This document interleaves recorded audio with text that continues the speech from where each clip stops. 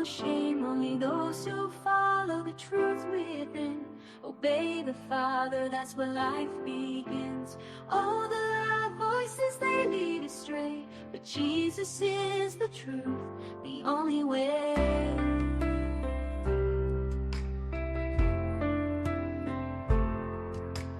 Enter through the narrow gate, for the gate is wide and the way is broad that leads to destruction in the false facade.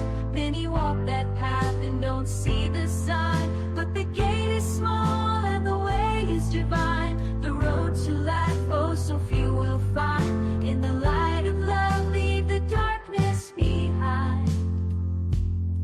Salvation is a gift, it's not of our hands, not by the works or binding demands. It's free for the lost, for the weary soul. Come to Jesus, let him make you whole. If you thirst and hunger, just kneel down and pray. He's waiting there, don't let it slip away.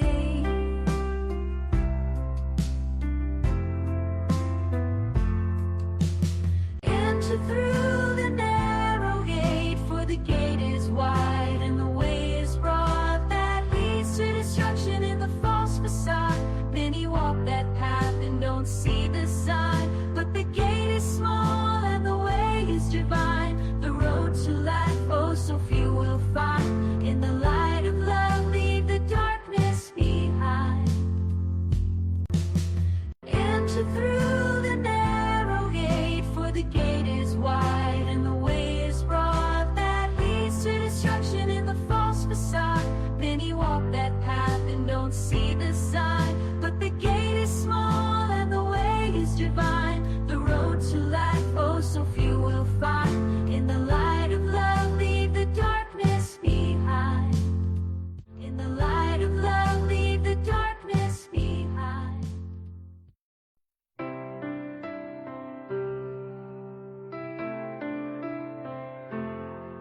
Not all who call his holy name will find their way, will feel no shame. Only those who follow the truth within. Obey the Father, that's where life begins. All the loud voices, they lead astray, but Jesus is the truth, the only way.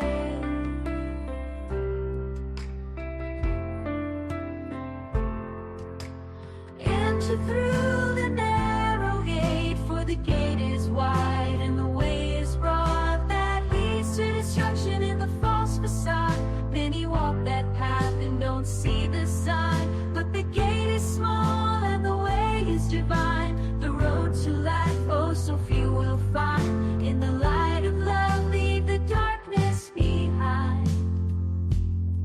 Salvation is a gift, it's not of our hands, not by the works or binding demands. It's free for the lost, for the weary soul. Come to Jesus, let him make you whole. If you thirst and hunger, just kneel down and pray. He's waiting there, don't let it slip away.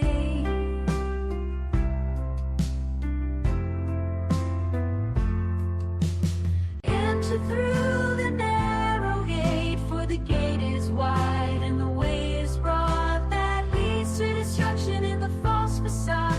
Many walk that path and don't see the sign, but the gate is small and the way is divine. The road to life, oh, so few will find. In the light of love, leave the darkness behind. Enter through the narrow gate, for the gate is wide and the way is broad that leads to destruction in the false facade. Many walk that path and don't see the sign, but the gate is small and the way is divine. The road to life, oh, so few will find. In the light of love, leave the darkness behind. In the light of love, leave the darkness behind.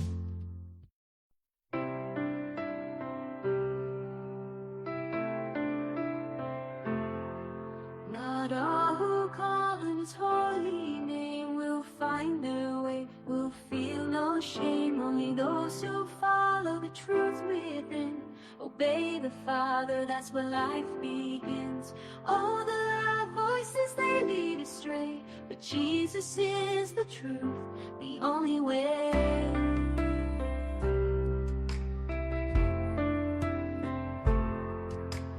Enter through the narrow gate, for the gate is wide and the way is broad that leads to destruction in the false facade.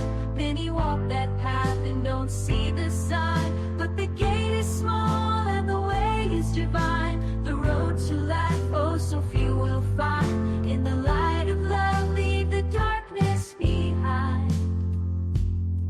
Salvation is a gift, it's not of our hands, not by the works or binding demands. It's free for the lost, for the weary soul. Come to Jesus, let him make you whole. If you thirst and hunger, just kneel down and pray. He's waiting there, don't let it slip away.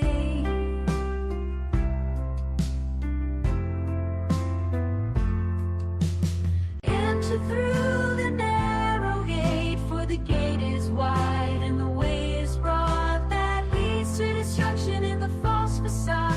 Many walk that path and don't see the sign, but the gate is small and the way is divine. The road to life, oh, so few will find. In the light of love, leave the darkness behind. Enter through the narrow gate, for the gate is wide and the way is broad that leads to destruction in the false facade. Many walk that path and don't see the sign, but the gate is small and the way is divine. The road to life, oh, so few will find. In the light of love, leave the darkness behind. In the light of love, leave the darkness behind. Yeah. Ayun, magandang gabi po sa ating lahat, mga mahal namin at taga-subaybay at patuloy na nanonood dito po sa ating live podcast sa The Narrow Gate Ministry, dito po sa Facebook. Pastor Amil, magandang gabi po sa inyo. Sa Derek. Ayun, Pastor. Last Tuesday po, Pastor, mayroon tayong tinalakay na ito isang mega church at yun po yung Victory Christian Fellowship. Ngayon naman po, sa gabing ito ay another mega church naman. At ito, alam ko po, Pastor, ito ay kilalang kilala. Kahit yung mga nasa province na mga churches, o mga Christian ay kilalang kilala itong church na ito. Mega church din ito. At kung hindi ako nagkakamali, ito ay, kung hindi man ito yung isa sa pinakamalaki, o ito yung pinakamalaki talagang church ito sa Pilipinas. Ano po, Pastor? So, correct na lang po ninyo ako. So, ayun, ito po ang Christ Commission Fellowship, CCF. So, ano po ang masasabi natin sa belief system at sa sistema ng kanilang ng church na ito, yung kanilang, yung kalikasan ng church na ito, at yung kanilang paniniwala patungkol sa ecclesiology sa church, ano po? Paano sila magtrato ng ibang mga Kristiyano? Ano po yung patungkol sa church na ito, Pastor? Okay. Ang CCF ay kilala dahil yung proximity niya sa pagiging central ng kanyang location sa Pilipinas, sa Ortigas, nasa Ortigas, at may sarili silang mahigit na 2 hektaryang lupain na kung saan doon nila itinayo yung kanilang church, at may napakalaki doong signage na kitang-kita na Christ Commission Fellowship. Talaga. At ayon sa ating pag-aaral ay ito nga ay founded ni Pastor Peter Tanchi at nung asawa niya na si Diona, Filipino-Chinese yan sila at American yung asawa. Yes. Filipino-Chinese yung lalaki, Pastor Peter, yung babae ay American. At nag-umpisa si Peter Tanchi as Baptist. Baptist pala siya. Tapos siya ay nagsarili at nabuo nga yung CCF diyan sa may Green Hills. At doon nag-umpisa na sila ay lumago hanggang nagkaroon na ngayon ng 60 satellite churches. Mahigit na 60 satellite churches at mayroon na silang mahigit sa 70,000 na weekly worshiper, So marami. Malaki talaga. At ang kaibahan ng CCF sa ibang mega churches ay local lang ang support ng CCF. Hindi guys sa BCF na Americans ang nagsusupport, no? Ang CCF ay mostly Filipino-Chinese community, and according to some ay mayroong mga anak si Henry C. na nagsusupport kay Peter Tanchi. And if I am not sure, but if yung mga sources ko ay tama ang sinasabi o totoo, ay ayon sa kanila ay yung lupa na yon ay donated ng mga Henry C. kay Peter Tanchi. Kaya kilala niya tayo yung mga Siyempre, Chinese yung suportahan nila, kapwa Chinese. 8-story yan, no? 8-story building yung kanilang ministry center, at yung kanilang main auditorium ay pwedeng maglaman ng hanggang 9,000 katao. Okay. Ngayon, ang CCF ay dumarami dahil sa influx ng mga believers, no, na nagmamigrate from the provinces pag pumupuntang Manila, dahil nga sa yung lugar ng CCF ay talagang maganda, no, sa airport. maganda, no, sa paningin ng mga mananampalat. Alam mo naman ang mga Kristiyano, kahit pa mga Christians yan, ay meron yan na parang sense of pride pag yung church niyan dinadaluhan ay maganda, malaki, maganda ang music, magaling ang mga musicians, at maraming ministries. At of course, parang mall na rin, no? Naroon ka na rin sa mall, parang Maliit siya mo. oo. Hindi ka nalalayo. So pag nag-service ka, umattend ka ng Sunday service, doon ka na rin mag-shopping. At nasa malapit lang din nila yung mga iba't ibang shopping centers diyan sa Ortigas. Ngayon, sa mga worship at sa mga services nila, mga meetings, mga conferences, ay makikita natin yung pagiging open ng CCF sa iba't ibang organisasyon. At doon mo madidiscern na ang CCF wala talaga siyang itinuturing na isang statement of faith. So hindi siya, ayon nga sa kanilang website, ay hindi sila nag-adhere sa either Calvinism or Arminianism, no? So ang kanilang approach is hindi nila daw ini-interpret ang salita ng Diyos gamit ang filter ng isang particular theological lens. Ibig sabihin, hindi sila pumapanig sa kahit anumang theological persuasion o isang systematic belief system. Pero ang problema doon ay salita lang yon, kasi kahit anong gawin mo ay tiyak na ikay papanig. May bias talaga po siya. Hindi pwedeng walang bias ang isang grupo. Kasi mayroong kang particular belief na iyong bibigyan diin . Yes. At ang binibigyan diin ay yung huwag bigyan diin. Ang anumang belief system. Kaya nga ang nangyayari ay ang CCF ay nagiging yung compromiser.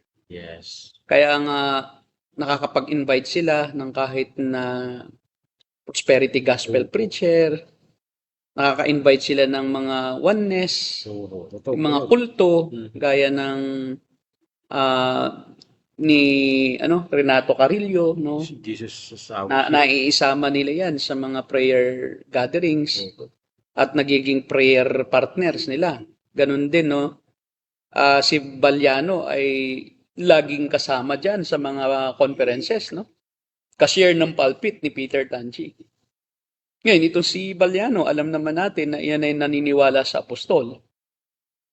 At ang kanyang belief system ay yung Kingdom Now theology. At gayon din ay business ang kanyang, binibusiness niya, ang kanyang church.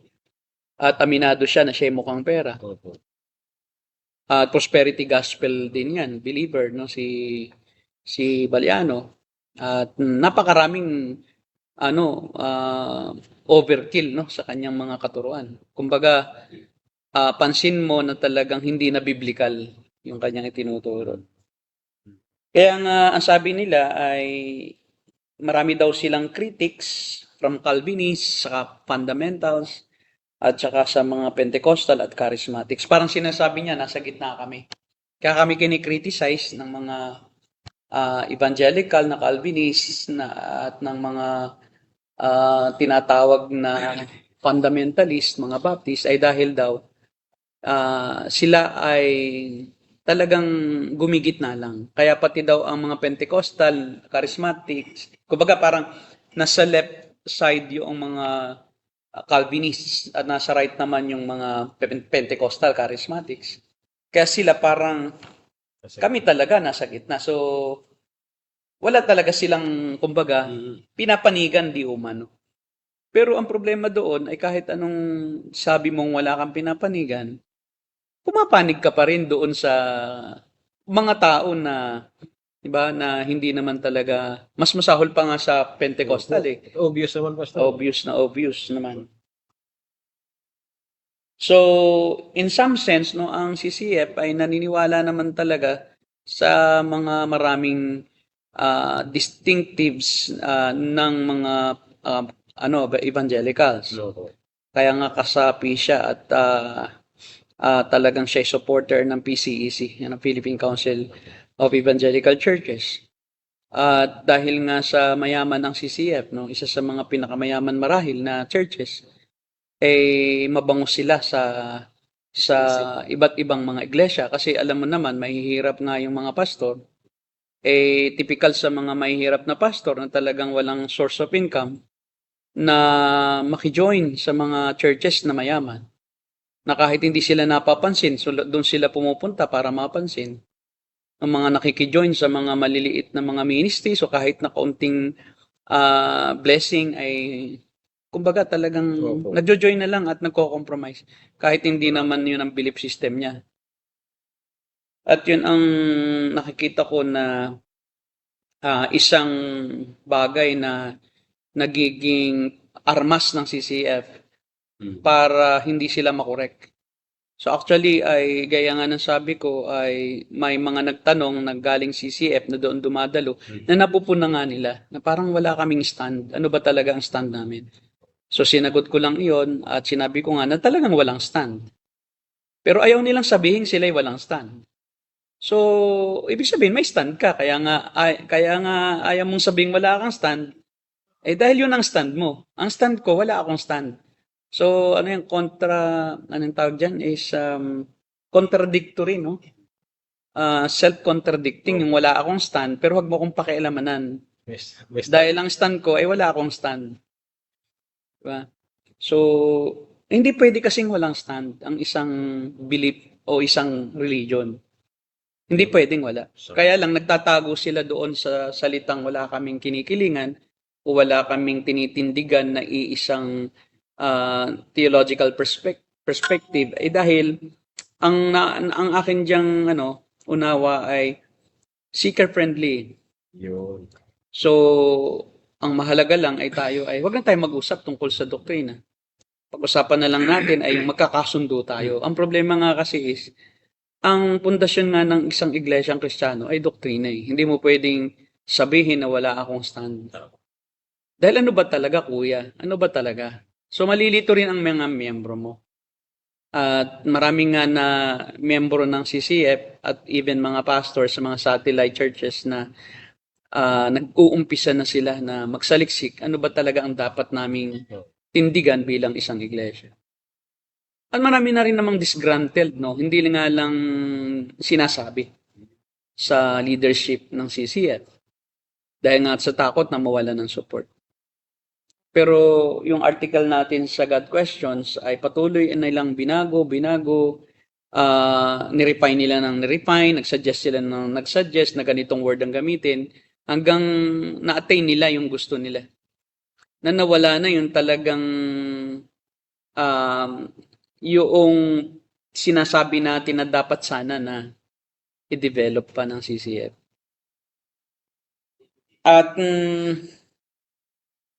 ang sabi ng CCF dun sa kanilang website ay ayun, sa kanilang pag tinignan natin yung kanilang website, tingnan natin yung who we are doon sa kanilang yan. Diyan sa statement of faith.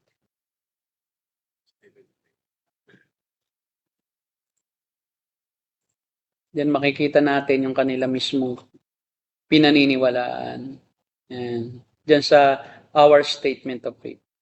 Diyan mismo sa may yan. Oh, yan. Yan, okay. What does CCF believe about God? So, okay naman yan hanggang sa ibaba. Typical na evangelical, no? Naniniwala sa Trinity, sa 39 books, and 27 books of the New Testament, so 66 books. Salvation is by grace, no? And cannot be earned by man through good works. Okay. Yung Holy Spirit, para mayroong baptism na Holy What does, tingnan natin sa itaas. Itaas Sa natin. Holy Spirit. Yan. We believe that the Holy Spirit is God and possesses all the divine attributes. He indwells all believers, baptizes in seals all believers at the moment of when dinagdag sila ito, nagbabaptize din yung Holy Spirit. At the moment they trust in Jesus Christ to be their only Savior and Lord. Yung word naman nila na baptize, hindi naman sila nagpa-practice noong speaking in tongues. Pero ang CCF is cautious continuationist. Naniniwala pa rin sila pero cautious lang. Parang John Piper ang datingan. Baptism, yan. We believe that water baptism by immersion is an act of obedience. So, maganda naman, no, yung kanilang nakasulat. So, sasabihin mo, wala kang stand, meron naman. Alam mo ba, yan, yung mga ganyang stand, maituturing na evangelical talaga yan. Hindi naman Pentecostal. Yan. So, about marriage, sige, diretso pa. About gender, human life. So, kaya nga lang ay dahil nga general siya, no, hindi siya exhaustive. At yun nga, wala siya. Tingnan natin yung position nandyan. Tingnan natin yung position. Position on healing. Mayroon sila dyang position on theological system.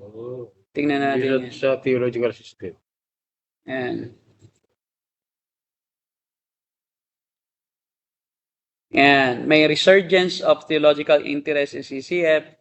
We noticed many theological discussions have been taking place, often about issues related to the centuries-old debate between Calvinism or Reformed theology and Arminianism. In many ways, the CCF leadership is glad to see so many of our members, especially among our younger leaders, who have a sincere desire to study the Word of God. Okay. But at the same time, we recognize that the way some have pursued their theological interests has crossed the line between fruitful inquiry and study to unnecessary and at times divisive debate and contention. So kaya nga sabi nila is meron silang pastoral guidance sa mga members. Yan. Some theological and practical issues. Yan. May D groups. Okay, tingnan natin yung kanilang. So, initial perspectives nila, may human limitation, so hindi natin talaga maunawaan yan. Okay. Authority, the Bible. Yan sa issue sa theological system. Theological system. So the first theological system debate and discussion about the theological system. May diagram sila eh. Tingnan natin. Pero sa diagram nila, makikita natin. Yan yung kanilang system. So sabi nila, may biblical truths, yung color blue, namimiss daw ng lahat ng systems of beliefs. Yung mga color, pink ba yan? Truth, the system 2 incorrectly thinks is biblical. And systems 1 and 3 correctly consider not biblical. Diba? Yung nasa loob nung triangle at saka circle, oblong ba yan? Sa loob ng oblong at saka ng triangle at saka square. Example of truth that all three systems correctly identify as biblical. Tapos dito sa maliit na area, na nasa labas noong square at ng triangle, na nasa loob lang ng oblong. Truth that System 2 correctly interprets as biblical, but which Systems 1 and 3 incorrectly do not consider biblical due to the imperfect nature of all human theological systems. Kaya nga sinasabi nila dyan, wala kaming stand, kasi ganyan yan eh. So hindi natin talaga definitely masasabi kung ano ang tama. Oo. Kasi kung ikaw ay ang perspective mo ay dito sa System 2, so mali sa iyo ang System 1. Paano when it comes to salvation? I mean, Ang CCF kasi is Armenian sa salvation. Kasi bakit? Meron silang altar call eh. And any church that practices altar call is Armenian. so, You cannot deny that you are. Why? Because when you invite people to accept Christ in an invitation system, yung altar call, they will follow a ready-made sinner's prayer.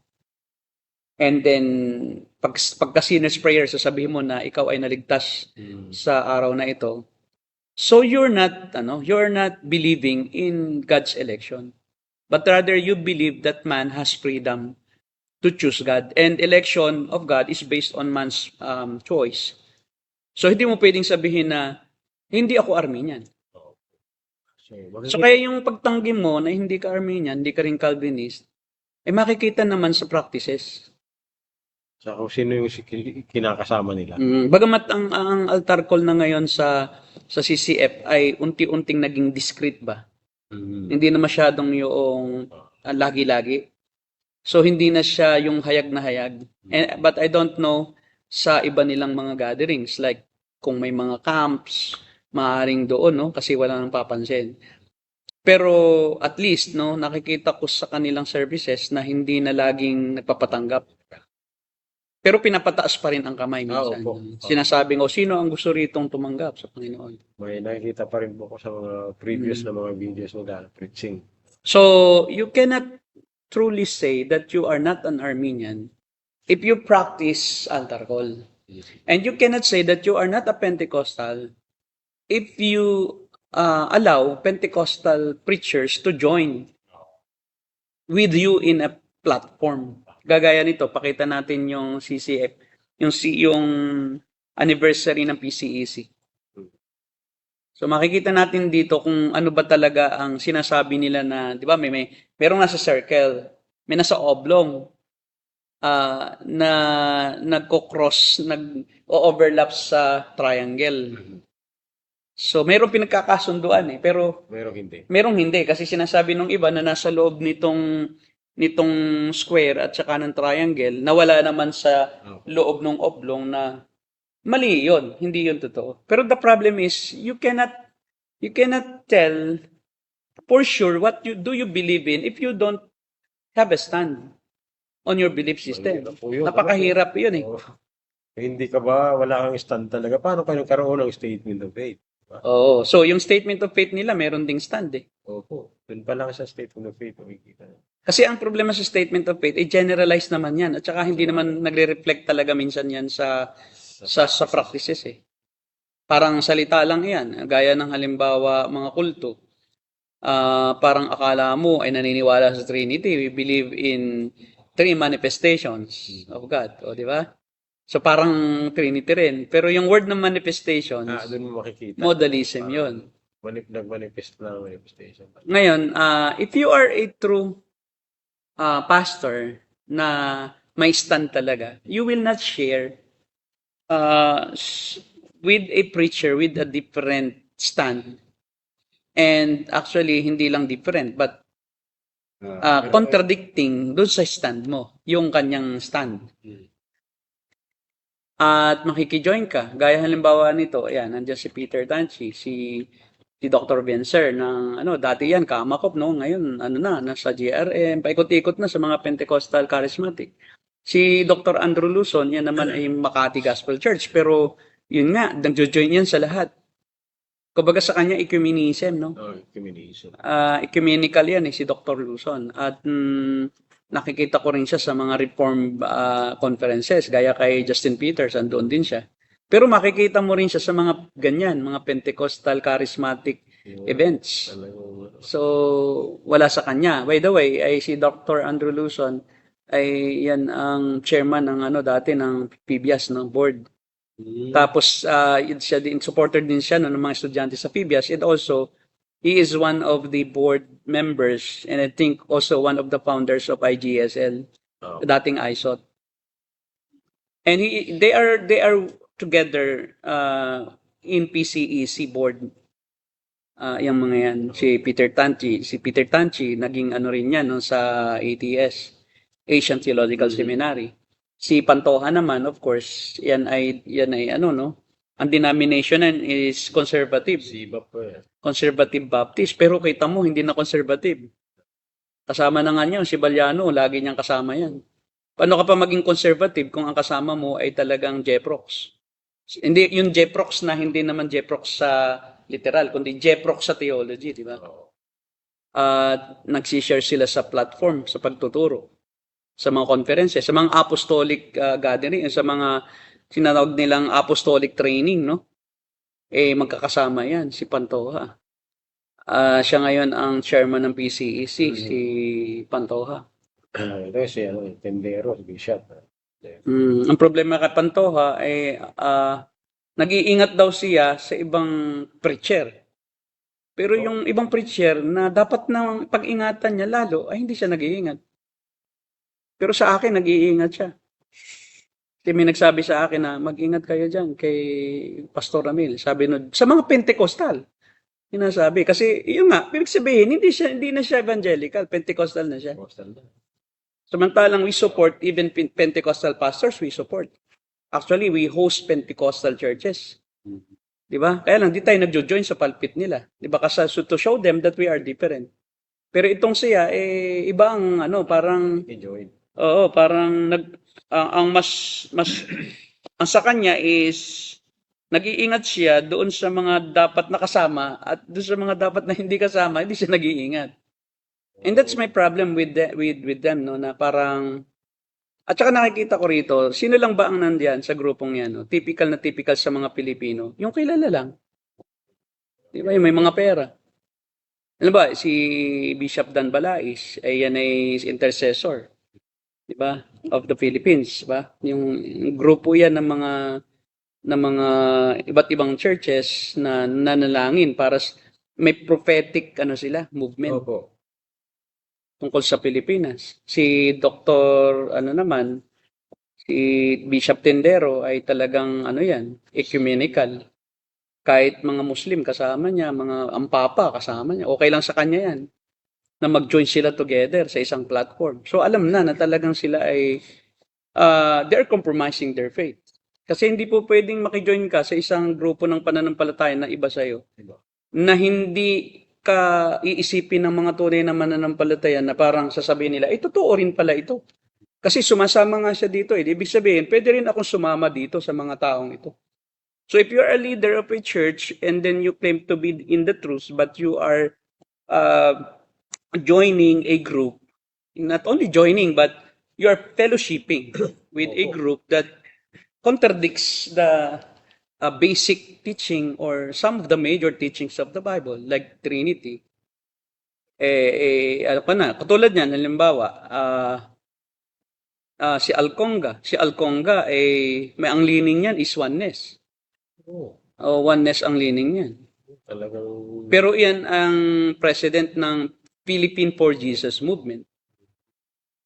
Together with, nagjo-join forces siya together with JAL, si Congressman, Joel lang. Bishop Villanueva, Eddie Villanueva. So kita mo, no, paliit ng paliit, pag medyo hindi ka na masyadong kilala, paliit ng picture, napuna mo. Oo. Parang pag kilala ka, malaki pang ulo mo. Diba? So yung mga nasa itaas, yun yung mga parang leaders. So makikita mo pa lang sa poster na mayroon ng pagtatangi, no, mayroon ng parang positioning. So nasa sentro yung yung ikaw ay secretary ng World Evangelical Churches at talagang ikaw ang pinaka gitna, di ba? Kasi siya yung pinaka world ang kanyang hawak . Yan, itong mga TV hosts, itong mga to. So marami silang Yung so, iba dyan, si Romel Guevara yan. Yung nandun. Romel Guevara, ano yan, singer, papuri dati. Yan ang nag-compose ng mga kanta ng mga sikat noon. Ngayon hindi masyado kasi iba na ang mga music. Nakapasok kasi sa atin yung mga Pentecostal charismatic na musicians eh. Tulad nila Kari Jobe, mga Hillsong pala. Ba, Pero ito po, Pastor, si Romel Guevara, mayroon niyang kanta na kinikriticize yung lyrics. Yung yung ikaw lamang ang nagtiwala sa akin. Yun. hindi kita bibiguin. Oh. Parang Ang may Diyos ko, kakayahan siya na i-keep ang kanyang sarili Mm. at ang Diyos ang magtitiwala Ah. sa kanya. No? Opo. Baliktad, sa halip na siya ang Sa magtiwala, Diyos. di ba? Nagtiwala ang Diyos sa kanya. Oo. So that's a big issue. Actually, that's theologically flawed. Kaya nga po. Kaya nga lumalabas na Pentecostal charismatic ang belief system din niya. So kasi sa music, sa message ng music, sa lyrics, andun na yung doctrine. Tama po. Hindi maiiwasan na kung ikaw ay Arminian, lalabas iyon sa music mo. Lalabas niya. At kung ikaw ay hyper-gracer, lalabas sa music mo yun. Charito tayo, di ba? Charito. Puro lyrics niya. Puro lyrics, Charito. charing. Charing na lang. Charing. Saring na lang. Oo, hindi mo alam, yung charito, charing din, di ba? Grace. So, si Baliano, di ba? Alam na alam ng lahat yan na yan ay false teacher. Pero bakit andyan siya? Kasi ini-invite yan eh. Halimbawa, nagsusumiksik siya dyan, ayaw nilang tanggapin. Nasa inyo, ba't yun tinang? Ibig sabihin, you allow a false teacher to be with you in your anniversary. At yan ang kumakatawan sa Philippine Council of Evangelical Churches. Makikita mo talaga, hindi naman evangelical yung mga yan eh. Opo. Evangelical ba yang si Balais? Pentecostal yan. Yan ay, yan yung senior pastor ng Christ the Livingstone Fellowship. At sa Christ Livingstone Fellowship, dyan ako nabaptize sa Spirit. Di ba? Akala ko lang, totoo, na yung pastora nila, no, matagal ng panahon, ang nagbaptize sa akin. At ako ay na-emote, pinilit akong pagsalitain, hindi mo ako nakapagsalita. Pero dahil sa pilit-pilit kong makapagsalita at nakapikit ako, hindi ko alam, nasa labas na pala ako ng church. Ako pala ay nag-time travel na. Ako pala ay nag-travel na sa space na hindi ko alam. Nalaman ko lang na ako ay nasa labas na nang pagmulat ko, untik na ako masagasaan ng motorsiklo na dumaan. Ba? So, emote. Pinipilit kasi niya akong pagsalitain, hindi ko nga kaya. Kaya siguro ako napunta na sa labas. Tumutot talaga ang puso ko eh. Ba? Hindi ko lang masabi na tumigil ka na. Hindi ko talaga kayang magsalita ng wika eh. Ba? So may mga panahon lang na talagang nag-imbento na ako. Kasi ginajudge ka na pagka hindi ka nagsalita, baka hindi ka pa inaalihan ng Espiritu Santo. Baka ang umaali pa sa'yo ay evil spirit. Spirit pa. O naandyan, makikita mo, yan ang PCEC. At si Peter Tanchi is part ng isang ecumenical movement. At yan din ang CCF. So if you don't believe that CCF has no stand, yan ang stand niya. Ang stand niya ay maging kabahagi ng kahit sino lang, okay lang kami. Yes. Yan ang stand niya. Kaya lang, Pastor, before tayo siguro panoorin po tayong ilang mga videos na po. Kaya lang, yan eh. Kung ang isang church po na biblical na nagsasabing siya ay nag-adhere talaga siya doon sa biblical doctrine, biblical truth, pwede po ba nating masabi na ito talaga ay maayos na church pa? While nag-compromise siya, nakikipag-fellowship siya, nakikipag-share siya ng platform sa iba't ibang mga preacher, iba't ibang mga Christian denomination na mayroong mga erroneous teaching. Katulad nito ni Baliano. You can no longer be trusted. If a person is a well-meaning individual, talagang siya ay mayroong knowledge kung ano talaga ang totoo, tapos makikita kanya na ikaw ay nakikipag-share ng teaching platform sa isang false teacher, bababa talaga ang tingin sa'yo ng taong yan. Pero yung mga taong walang alam, siyempre, wala nang problema sa kanila.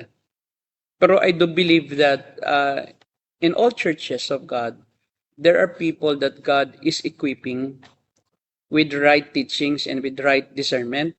And if they are truly Christians, who are growing, no, in the knowledge of the Lord Jesus Christ, in the knowledge of the Bible, they will go out of those churches, and they will find a church that has a stand on faith, stand on the deity of Christ, stand on salvation by grace, election of God, not by foreknowledge, but by predetermination of God. So, I do believe na kung talagang sila'y lumalalim na, aalis na sila dyan. Okay. Iiwanan nila yung mga mababaw. Kasi hindi ka kasi masatisfied na pagka yung ikaw ay malalim na ang alam, tapos ang nagtuturo sa'yo, puro lang moralism, walang doctrine. Pag nakarinig ka ng preaching, puro lang na example, itong buhay ni ganito, ni Abraham, buhay ni David, kukunin lang yung mga magagandang katangian.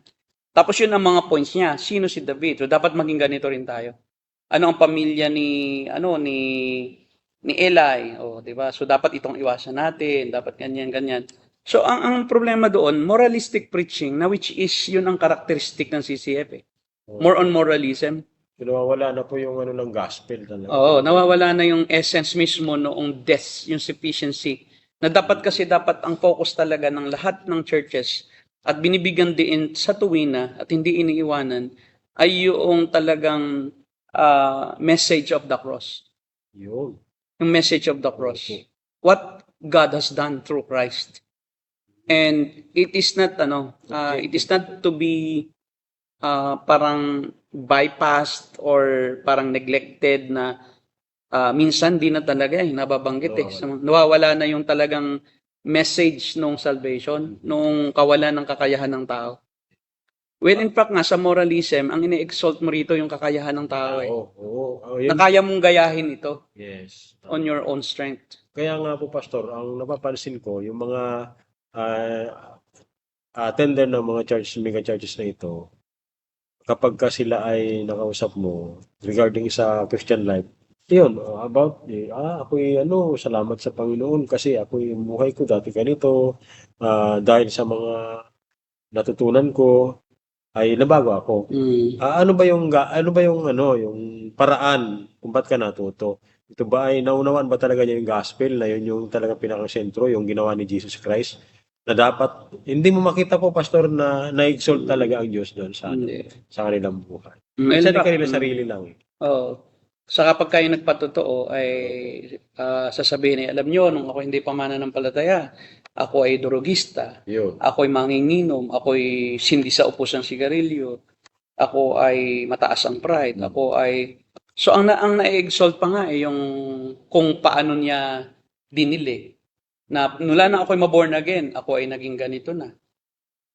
Di ba? Nung ako ay sumampalataya kay Kristo, na para bang siya may kakayahang sumampalataya. So, nanineglect yung patotoo ay ang natataas at na-elevate ay yung kanyang kakayahan na sumampalataya.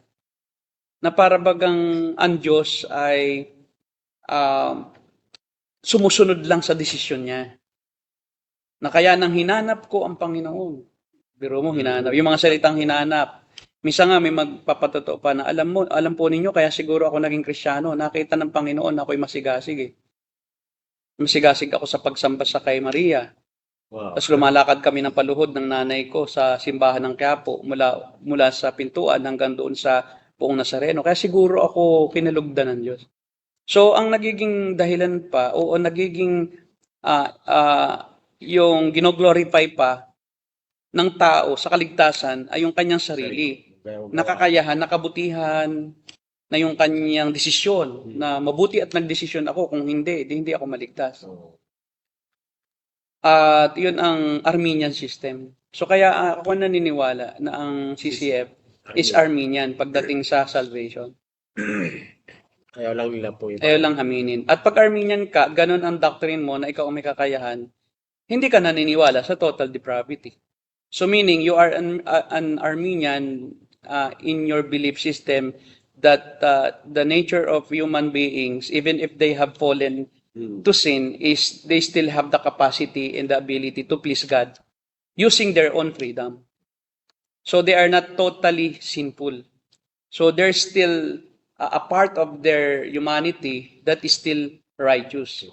Even it's only 1% or 0.5%, at least there's still some percent remaining sa tao na siya ay may kabutihang taglay. At dahil nga kaya ganoon, kaya naging moralistic.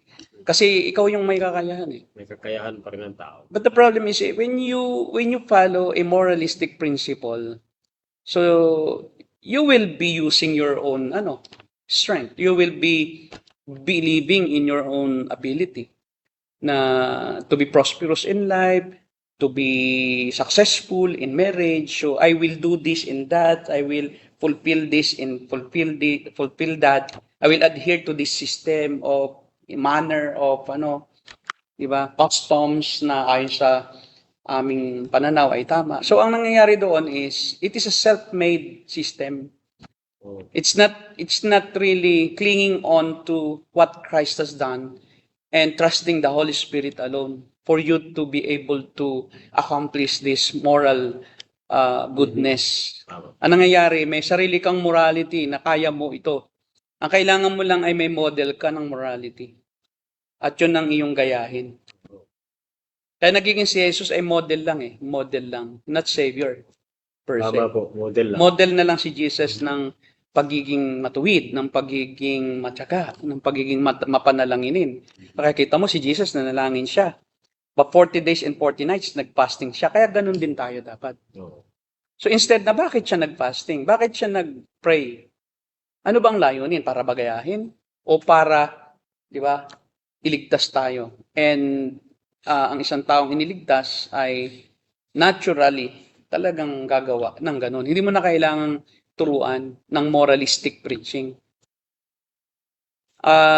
Nakakatulong naman sa iba yon na magbago. Ang problema kung ang pagbabago ay nakabase ang pundasyon sa sarili mong kakayahan, that can't be called gospel. That can't be called grace. Opo. It is also the same with Roman Catholicism. At yung pong pagbabago ng pastor, alam natin na hindi consistent ang tao kapag yung sarili lang niya. O ba? Kaya, Diba, makita mo sa CCF, they seldom mention the Holy Spirit's ministry. Yung ministry of the Holy Spirit to convict, the ministry of the Holy Spirit to teach, and to teach us how to live according to the will of God. So, ang nangyayari is, may isang example, si Job, na parang yun lang, sapat na siya, gayahin mo siya. So, where is the ministry of the Holy Spirit? Lodi lang talaga. Diba? So, and very seldom ituro yung malalalim na doctrine, gaya ng parang iniiwasang ituro yung mga tinatawag natin na yung humanity and yung tinatawag natin na hypostatic union of Christ, of the person of Christ, yung kanyang pagiging impeccable. So, hindi malalim. Kaya ang mga nakikinig ay nananatiling sanggol. Totoo. At nagsisway, nadadala. Kaya may mga kilala ako na ma-attend sa CCF, na ma-attend din sa mga charismatic. Parang they are jumping from one church to another church because they cannot get the point of what really is to become a Christian. Natawag po sa kanila, pastor, yung mga grasshopper Christian. Nagiging grasshopper Christian, tipaklong. Kaya nga ang nagiging na ngayon ng CCF is to parang retain. Kaya nagtututok sila sa mga D groups, discipleship groups kasi hirap i-retain talaga. Pero kung ang isang mega church ay kagaya ng church si Charles Spurgeon na malalim, alam mo hindi naman tayo tutol sa mega church concept Walang problema sa maraming membro. Ang ating sinasabi is, nare-retain pa ba yung essence mismo ng gospel at noong sovereignty of God, that people are still clear on the issue of who is sovereign. Are we human beings sovereign or more than God, or is it God who really shapes and makes us the way we are so that we can accomplish something for Him? Ang nangyayari kasi parang wala nang katuruan tungkol sa ano ba talaga ang ginagawa ng Diyos ngayon. Parang ang nagiging, ano ba ang dapat nating gawin ngayon? Yun na yun eh. Parang ano ang dapat nating gawin? Hindi kung ano ba ang ginagawa ng Diyos sa atin. Oo. Ang focus na ay ano ba ang dapat nating gawin? It's more on parang application but less of the theological background na bakit mo gagawin ang isang bagay. Kaya ang nag-glorify ay yung sarili. Ngayon, noong panahon ni Charles Spurgeon, pag si Charles Spurgeon nabasa mo ang mga collections ng Oo, preaching, preachings na. napakalalalim. Talagang theological ang kanyang methodology. Hindi siya nagtuturo ng application lang. Talagang meron mo ng theological framework. Tapos talagang he explained explicitly yung munang role ng Holy Spirit. Dito po kasi napansin ko sa kanila, yun, no? The way na mag-preach yung mga preachers nito, direkta sila doon sa application eh. They have no background na mahalaga pa rin yan. O hindi sila ganun, And more on jokes. yun, mga illustrations po, Pastor. More on illustrations na talagang iyon ay mabango sa isang sa isang taong karnal eh, na parang yung pari lang na maraming jokes, di ba? Sa El Shaddai. No. So, talagang makakaagaw ng attention, makaka-enjoy, pero shallow. Tama. Shallow enjoyment. And you can't you cannot feel the yung sense of fulfillment and talagang deep joy and deep tawag diyan happiness So, na makukuha mo doon sa katotohanan na ang Diyos lang talaga ang may kakayahan na gawin tayong ganito. Hindi tayo ang may kakayahan na tayo maging ganito. Ano man ang iyong makamtan o ma-attain spiritually, physically, financially, it's all of God. And it's from lahat ito, it's from Him alone. Hindi ito galing sa ating sarili. Hindi natin ito nakuha sa ating sarili. Kaya nga pagka halimbawa, hinighlight mo na yung theology, tatama rin na ang mga Tama nakikinig eh. Kasi hindi sila sanay eh, na hina-highlight mo ang mga katuruan ng Biblia. doctrine, hindi sila Doctrine, pagdating po sa doctrine, well, Pastor, ano po hindi po ba? Of course, siguro, hindi naman sila aamin na hindi sila nagtuturo ng doctrine. So, sabihin na natin na nagtuturo din po sila ng doctrine, pero hindi po talaga nag-sink in yan, I think, doon sa mga membro. Mm. At makikita mo yan doon sa kanilang lifestyle, sa buhay nila. At pag tinanong mo rin sila, na-encounter mo sila, at pag tinanong mo kung ano yung kanilang natututunan sa church, may mga na-encounter din po ako ng mga taga-CCF. At wala, yung buhay lang na nabago. Yun nga, yung sinasabi po ninyo na moralistic yung natutunan nila doon. Moral na ascendancy, recovery, parang ganyan. Dahil sila nabago, parang mga ganyan po, Pastor, yung natutunan nila. Hindi mo makita sa kanila talaga na yung pag nakausap mo po sila ay mayroon talagang lalim na mayroong doktrina silang mabanggitin doon na talagang natuto sila sa malalim na doktrina. Hindi talaga. Kaya ang pagdating sa issue ng apologetics, Yun po. Sila. hindi sila makakalaban sa Iglesia ni Cristo eh. Ayun. Mag-schedule ka ng debate between a CCF member and an INC member. Sila doktrinado yan, maraming verses na alam yan. Nakalinya talaga yan sa kanila. So paano na kung halimbawa yung CCF member mo ay yung member ng CCF ay doktrinahan ng isang Iglesia ni Cristo? Malamang pagka talagang porsigido itong INC, baka matangay pa, mabaligtad di ba? Oo. So, ganun kabuway. Kasi may pinsan ako ng CCF Wala siyang alam talaga kahit ano sa Bible. Pag tinanong mo, wala, hindi niya alam. Basta, ba't nga nasa CCF? Maganda roon Yun. Masaya. At saka, use na ako doon In fact, marami akong mga pinsan na ma-attend sa CCF. Hindi mo makitaan ng doctrine. At saka talagang hindi nila alam ba't sila sumisimba. Yun ang problema doon. Parang Roman Catholic pa rin. Ba't ka sumimba? Kasi use na ako doon. Tsaka ito na ang nadala ako doon. Doon ang nanay ko. Doon ako lumaki. Parang it's just a custom na lang na dadalo ka sa church. At yun ang nakita ko sa mga members ng CCF.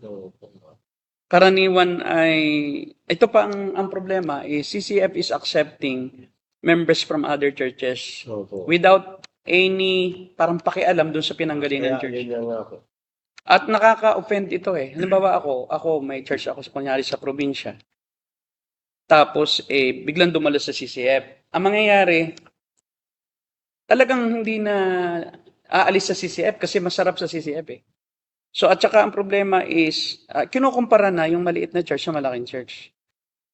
Alam mo yun, ang nakikita ko sa malalaking churches, walang ethics. Yan, Pastor. Dapat kasi pag may membro ka na dadalo, huwag mo agad ariing membro mo yon. Lalo pag Kristiyano na at dapat ang CCF at ang iba pang malalaking churches kahit BCF, kahit pa member yan ng Pentecostal, dapat there's still ethics. Yung tawag diyan is ministry ethics na pag member siya ng isang church, huwag mo kunin na member mo. Associate mo lang siya.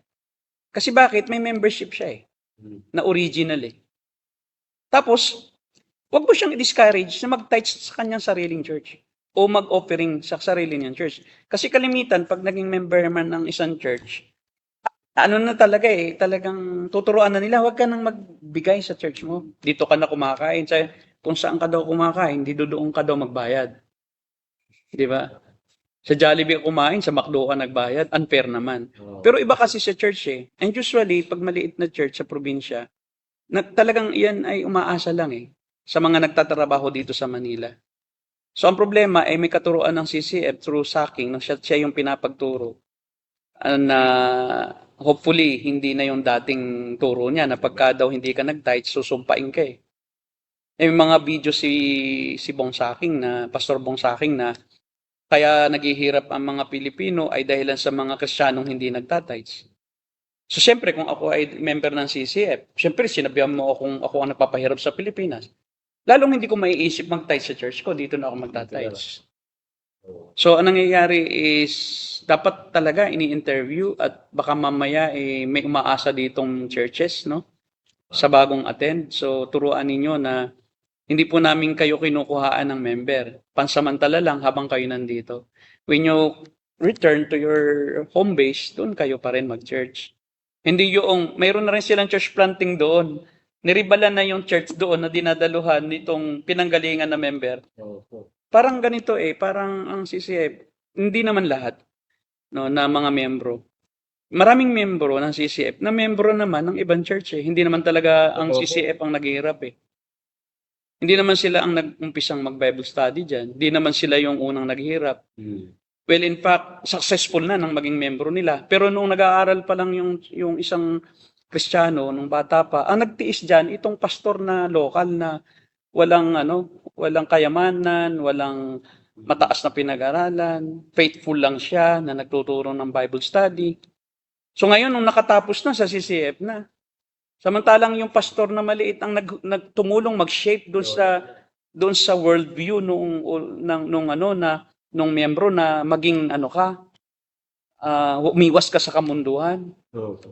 Ikay manindigan bilang isang Kristiyano, pagdating na ng Maynila at naging successful, itatakwil na niya kaya marami ding Kristiyano ang yung hindi rin talaga maganda ang relasyon doon sa kanilang mga dating churches dahil na rin na kinukonsinti naman Dapat mayroong courtesy. Kahit man lang courtesy call. Isa pa O po, yung form na pipirmahan nila, maging honest ka, ikaw ba ay membro ng kung saan church, ano bang denomination mo? Diba? Para hindi mo parang basta na lang tinanggap yung pinaghirapan ng iba, parang wala kang paki doon sa ginawang pagtatanim. Ani ka lang ng ani, hindi mo naman itinanim. ang masakit pa po niyan sa church, Halimbawa, Pastor, ako, pastor sa province, tapos yung member ko ay nandito sa Maynila, nagtatrabaho, hindi nakatin siya sa CCF. Kumbaga, siya na-involve na siya sa ministry doon. At umuwi siya ng province, Ngayon, ay naging outreach pa siya doon ng CCF. That's the problem. Yun ang, Naging karibal pa yung dating membro ng church na pinanggalingan niya sa probinsya dahil siya naturuan ng CCF na mag-evangelize at na-acquaint siya sa ministry ng CCF, nag-volunteer. Pag dating sa probinsya, aariin ng CCF na worker nila. Paano kung, hindi, may mga ganyan talagang nangyari. Paano kung yung kanyang outreach doon ay kakalabanin niya yung kanyang mother church? So, hindi ba pwedeng mag-usap na lang na tulungan na lang pa rin niya ang siyang dapat magbantay dito at makinabang dito. Ang magiging sending church pa rin, yung pinanggalingan ng church. Pero kung gusto nang tumulong ng CCF sa finances, why not? Tumulong na lang kayo. Kung truly you are interested lang doon sa pagpapalaganap ng ebanghelyo, hindi kayo interested sa tao na para mas marami kayong membro at para mas marami kayong tithes and offerings. So, nangyayari na kasi agawan agawan na ng membro na without knowing, dahil nga hindi naman inaalam ito ng CCF kung saan galing. Basta dumalo ka, bibigyan ka na ng form. O tapos saang service mo gusto, mga ganun, checklist. Parang ganun lang. Tapos saan ka nakatira, dadalawin na. Hindi ba lang tinanong sino ba yung naging pastor mo dati? Pasalamat naman tayo sa kanya. Pwede bang tawagan namin at humingi kami ng permission, dalawin ka namin dito? Parang ganito rin lang yan Yung anak ko, nung ako ay nagpapastor sa maliit na church. So, kami dating member ng COP. So, ang anak ko, dinadalaw ng mga taga-COP at doon pinapadalo. Alam namang anak ko yan at ako'y may church sa sarili. Ang ginagawa, binibisita yung anak ko, tapos kinoconvince yung mga ethics, anak ko yan Kaya tuloy yung anak ko, litong-lito. Ano ba, papa, ang tama? Yung bang nagululupasay o yung Buti na lang at natuto siya ng tamang doktrina. Ngayon, hindi mo na siya maloloko. Pagka nakinig siya sa isang preacher, alam niya, false teacher yan, papa. Kaya puro prosperity gospel na naman. So, ngayon, hindi na siya nalilito. Pero yun nga ang problema Walang ethics. Alam mo, yung mga malalaking churches. Totoo po yun. Walang ethics. Tapos pag may patay, halimbawa, tapos ito'y pagkakataon na ng church na mag-ministry doon sa kamembro. Kaso in-invite nila yung ina-attendan nilang church sa Maynila na mag-preach doon sa patay. Ang nangyari tuloy, nagpatanggap. Yung mga tumanggap doon ay dati na rin namang membro. Yun ang problema ng altar call Tapos sasabihin, kayo naging Kristiyano ngayon. Naging membro tuloy nitong outreach na ngayon sa probinsya. So dahil doon sa patay, nagulo pa yung iglesia. At ang nagdurusa rito, yung mga maliliit na pastor, sa totoo lang. Kaya nga meron tayong tinatawag din na kultura ng impunity. Yung parang, parang hindi natin matouch pagka yung malalaking iglesia Di ba? Parang pag malaking church, mayamang pastor, pag sikat na pastor, parang lahat lagi silang tama. Tapos, sikat sila kilala sila Huwag mong i-touch yan. Touch not. Naroon pa rin yung katuruan ng Pentecostal na touch not the anointed. Bakit yung bang mahirap na pastor sa probinsya hindi anointed? Ikaw lang ang anointed dahil ikaw ay mayaman at ikaw ay sikat at nasinarito sa Manila. Pa-English ka, yung isa di marunong mag-English. Dahil lang basta galing sa salita ng English mas importante ka na. Tapupunan ko rin sa mga Kristiyano, sa lahat, Pentecostal, charismatic, evangelical, mostly sa evangelical. Pag ang bisita na magsasalita ay pangkaraniwang Pilipino lang, na dito lang nag-aral, dito lang nag-ministry, parang hindi effective sa kanila kaysa doon sa taga-Amerika na wala namang alam. Basta Amerikano, tapos nagturo, yun lang naman ang yun din, parang palakpakan, paulit-ulit lang naman, wala namang bago. Samantalang itong isa, mas magaling pa nga magturo. Pero dahil nga lang siya maitim at siya Pilipino, at hindi magaling mag-English, di ba? Parang discrimination. Mayroong racial discrimination pa rin na nag-umiiral sa Christianity. May racial discrimination, financial discrimination. Tapos yung colonial. Intellectual discrimination. Pagka-doktor, kaya yung iba nag-iimbento na lang ng title. Dr. Bishop na.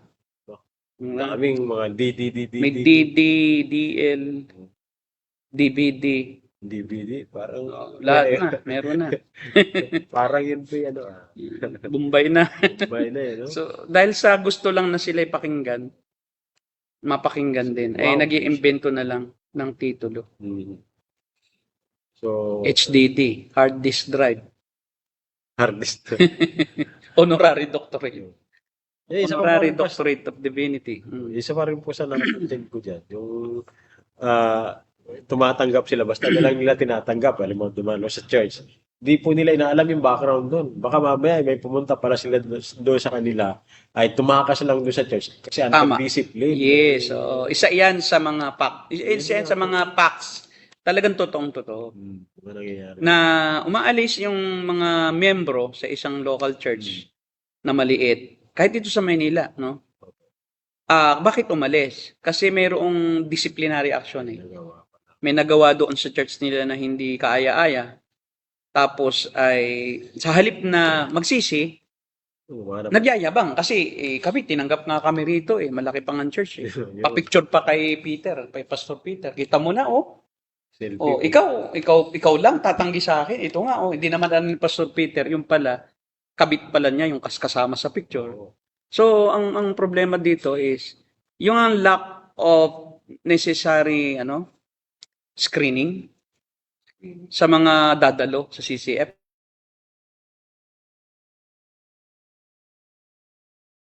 Ang talent, gamitin mo agad kahit walang inventory ng spiritual inventory o investigation doon sa kanyang dating church. Diba? So baka ito mamaya disiplina na disiplin nyo tapos bigla naming pinatayo, sumikat pa dito sa amin, di ba? Tapos nakikita nung dating ganyan. So, ang nangyayari is nagiging laughing stock pa nung iba. So, kaya nga po, yun ang problema sa mga malalaking churches.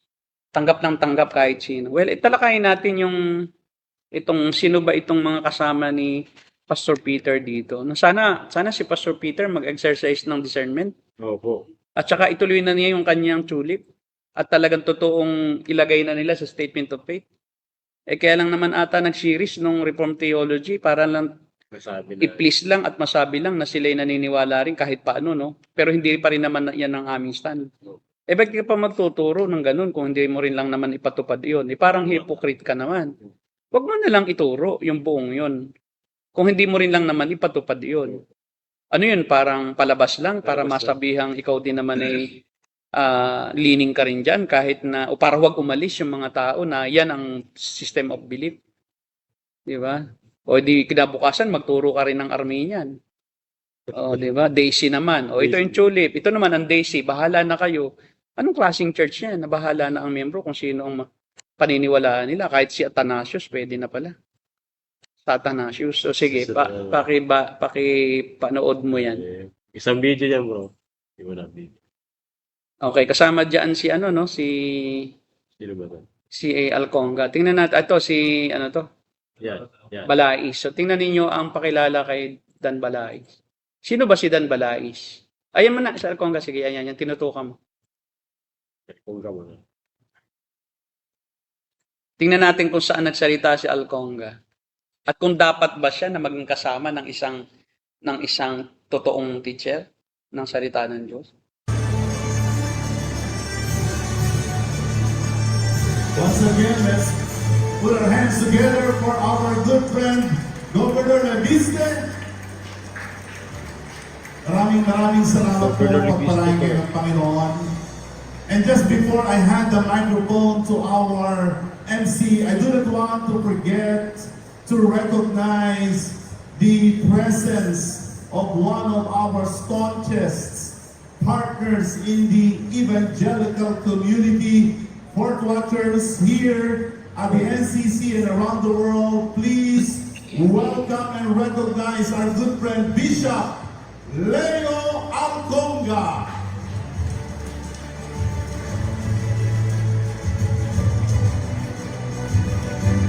May kijoin talaga sa mga kulto. Golden Sa Grand Star po. 50 years anniversary ng kulto. Yan ang naman sasabihin. Kakahiya. Tunay na dakila, buhay at makapangyarihan at Diyos na ating minamahal, ating sinasamba at ating pinaglilingkuran. Parang napagod na po kayo. Dapat bigyan pa natin ng malakas na papuri ang ating dakilang buhay na Diyos.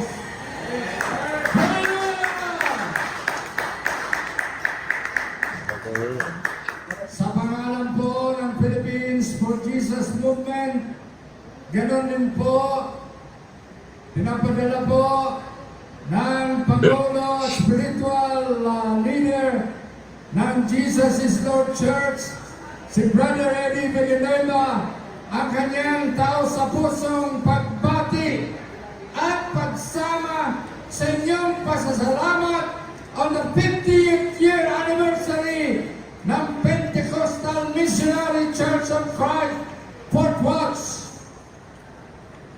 50 years. Napakarami pong kasaysayan ng ginawa ng Diyos. Kung kaya na sana natin, wala ng panahon, pero kung sana ay mabigyan natin siya ng 15 minutes na palakpak, ay gawin nyo na lang sa inyong puso, isipan at espiritu. Tagal din eh. Ang alyo ang kamay mo. Bakit po inabot kayo ng 50 years? Una, dahil po sa dakilang kadakilaan, patnubay at pangunguna ng Diyos na buhay sa Pentecostal Missionary Church of Christ, Fort Watts. Isa lang pumapalakpak. Tumawag ang Diyos na makapangyarihan ng isang lalaking kanyang pinili para manguna sa Sino nga din yan gawain. talaga? Hindi niya alam. Ang niya ito sa The Good Man of the House. Good man of the house na. Good man. The Good Man of the House ay hinanap mo niya ngayong buwan sa Diyos sa paglilingkod sa bawat isa sa inyo. Hallelujah! Pangalawa po, binigyan niya rin ang ating The Good Man of the House ng napakabuting partner, Doktora Evangelist Lutecia Periol. Okay, hanggang dyan lang. Binigyan niya rin ng mga Good man in the house. Okay, paano natin masasabi na hindi ka dapat talaga na makibahagi diyan sa kay Alconga at maging sa Fort Watch. Kasi tinatawag niya si Periol na founder ng Fort Watch na good man of the house, no? Talagang itinuturing niya na lingkod ng Diyos at sa isa niyang salita, no, sa isa na niyang speech sa Fort Watch, ang sabi niya ay, ang tagal-tagal ko na gustong mag-join sa Fort Watch, sabi niya. Hindi nyo lang ako sinasabihan, sabi niya. Promise na. Ngayon, ano ba ang Fort Watch? Ang Fort Watch kasi, alam ba ninyo ang Fort Watch? Ang isa sa requirement ng kaligtasan ay bautismo. Hindi ka pwedeng maligtas nang hindi ka babautismuhan yan, ng mga Fort Watch. Essential talaga sa akin. Essential iyan sa kanila. Major doctrine ng Fort Watch, in order to be saved, a man must be baptized by immersion. Kaya nga ang mga Fort Watch yan, halos nangahabol iyan ng mga tao sa dagat pagka may baptism. Oh, grabe. No? Oh, sincere sila, magpabautismo ka na maligtas ka. Ang kaligtasan ay major doctrine yan. Hindi po yan sa anumang gawa ng tao. Hindi po yan sa bautismo. Hindi po yan sa isang sakramento. Yan po'y sa biyaya lang ng Diyos. Hindi sa gawa. Kasi kung bautismo na, ang kaligtasan, di gawa na yun. No. Gawa na ng tao yun. Hindi na yun, grasya ng Diyos. Isa pa na isang napakalaking pagkakamali ng Fort Watch ay, yun na, nawala na. Nasipa na. Nabukas sa akin yung Wala na ako. opo. Ang isa pa na na malaking pagkakamali ng katuruan ng Fourth Watch ay yung Trinitarian doctrine. Opo. Binago nila, ginawa nilang One. Unitarian. Unitarian na. Na si Jesus na rin ang Ama, si Jesus na rin ang Holy Spirit. So nang ipako ang Ama, si Jesus din ang ipinako. Opo. Na ipako si Jesus, ang Ama din yon. At ipinako rin ng Holy Spirit. So wala silang persona. Ang kanila ay modalism. Modalism pala, no? Nagbabago lang ng mode o kapahayagan ang Diyos. Sa lumang tipan, Ama siya. Sa bagong tipan, anak na siya. Sa panahon ng iglesia, espiritu na siya. Parang yan, no? Transform. Nagtatransform. Yun. Kaso ang problema po doon, Pastor, nung nawawala, hindi napuputol yung pag-exist ng Diyos, na ang Diyos ay eternal. Kung mayroong time na ang Father ay nawawala, tumapalitan ng anak, hindi siya nag-exist. Kaya nga, hindi siya nag-exist ang Ama. Opo. Hindi totoo yun. Yun ang problema. Pangalan lang ang ang totoo lang pangalan, pero yung persona hindi. Kaya nga nang si Jesus ay nasa krus, ay ang kinakausap niya siya rin. Kasi ang Ama siya rin eh. Kaya nang si tumingala sa langit, sabi, Ama ko, hindi daw nakatingala yon. Nakatingin daw sa sarili. Ama ko. Siya rin ang Ama eh. Kasi papadala ko ang banal na espiritu. Siya rin yun eh. Siya rin. So, Pinadala niya sarili. Pinadala niya sarili niya. Diba, siya rin ang nagpadala, pinadala din niya sarili niya. Tapos pinapaniwalaan pa po ito ng Hindi lang, tinataas pa nga eh. tinataas po. Tapos ang kasama niya, itong mga nasa PCEC. Ay, paano yun? Kung yan ay makapagturo doon sa pulpito ng PCEC na habang anniversary, mag-input siya ng ganun doktrina. May pwedeng sabihin, huwag ka magtuturo ng iyong sariling katuruan. Lumalabas ng kusa kasi yan eh. Mm-hmm. Hindi mapipigilan yan pagka nakasystem na yan sa'yo. Ano mang pagkakataon na iyan ay matouch mo yung isang paksa, lalabas sa'yo yung maling katuruan mo. Naalala ko, Pastor, yung sabi ng isang American preacher na Baptist, Kunlun yata yan. Sabi niya, pag nakipag-share kayo sa Wolf, yung mga false teachers, yung pulpito ay throne ng katotohanan yan, hindi kasi nungalingan. Kaya pag nakipag-share kayo dyan ng preacher na false teachers, ibig sabihin, hinahayaan ninyo na mawala yung katotohanan dyan, papalitan ng kasinungalingan. So, ganyan ang ginagawa niya. Actually, ang mga false teacher, hindi karapat dapat batiin man lang eh. O, di ba? Ito pa, tingnan pa natin itong kasama na naman niya sa PCEC, kasama nila Pastor Peter Tanchi. Ito Si Dan Balaris. Yan. Ito po ba? So, i-welcome natin siya. Siya po ang chairman ng Intercessors for the Philippines at siya rin ang senior pastor ng CLSF or Christ the Living Stone Fellowship, si Bishop Dan Balaris. Yeah, magandang araw, Pastor Benji, Pastor JV.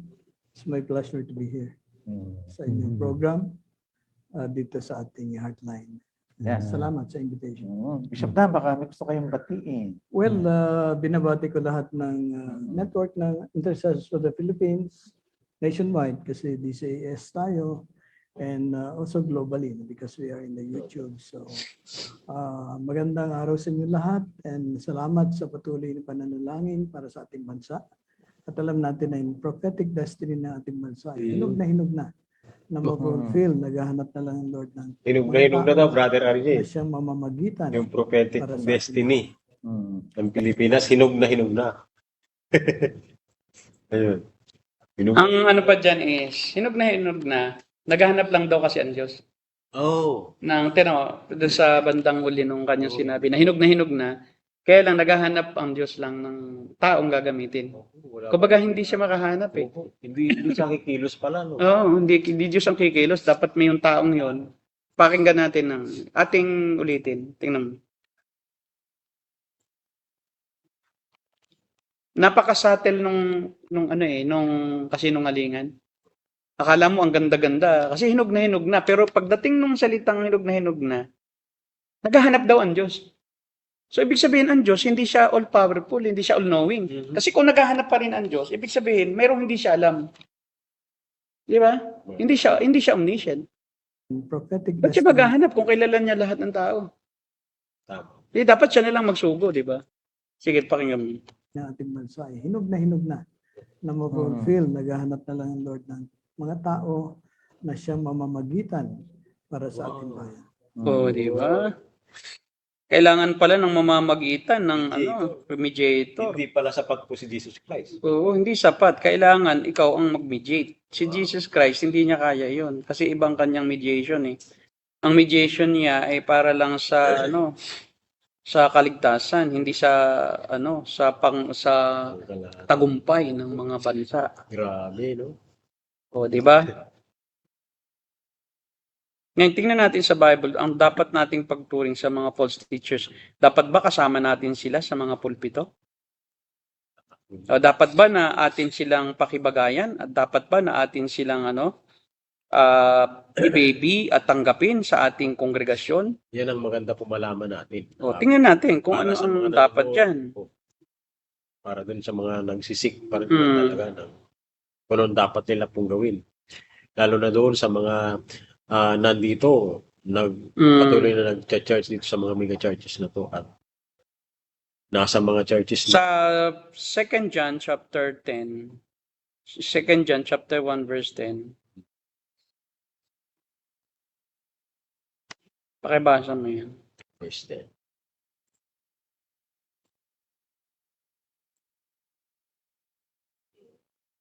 Sa magandang balita ba yan? Sino mang dumating sa inyo na ibang turo ang dala, ay huwag ninyong tanggapin sa inyong bahay. Ni huwag ninyong batiin. Ano pa? Sapagkat ang bumabati sa kanya ay nagiging kaisa niya. Pero Sama-samang gawain. ni huwag ang batiin dapat tapos in-invite mo pa. I-share pa sa bata. Pinapunta mo pa sa iyong church para mag-share ng false teaching. Grabe. Ano? Oh, di ba? So you are not following the command of the Lord Jesus Christ that the apostles are teaching. Oh, anong turo niyan? Si Juan, Apostol Juan, no? Napakaseryoso kasi, no? Ng maling katuruan na pwede para itong gangrena, cancer eh. Opo. Na once na ito'y makapasok sa isang iglesia at i-entertain ito ng mga membro, Opo. ito'y magiging dahilan ng pagkakahati-hati. Oh. Kasi bakit? Yung iba, pipiliin nila yung isang maling turo. Ay paano na yung ibang nagtuturo ng ibang turo na tama? O di magkakaroon ngayon ng division. O hindi naman po pwedeng hindi mag-cause ng division ang false teachings. Talagang magkakos yan. Very dangerous talaga. Kaya very dangerous. Ngayon, tingnan mo pa. Ano ang ginawa pa ng mga apostol? O tingnan natin. In-expose nila, no? In-expose nila. Sa 1 Timothy 5:19 to 20. Ano ang dapat gawin sa mga false teachers na ganyan, na ibang turo ang dala?